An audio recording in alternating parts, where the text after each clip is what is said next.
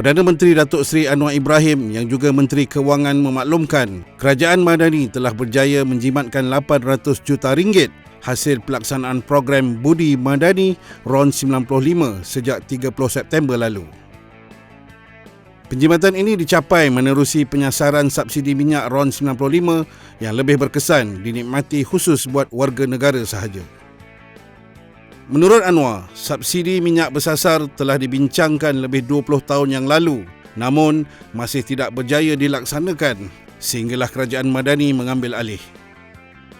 Setiap hasil penjimatan tersebut dipulangkan semula kepada rakyat melalui sumbangan tunai rahmah STR dan sumbangan asas rahmah SARA.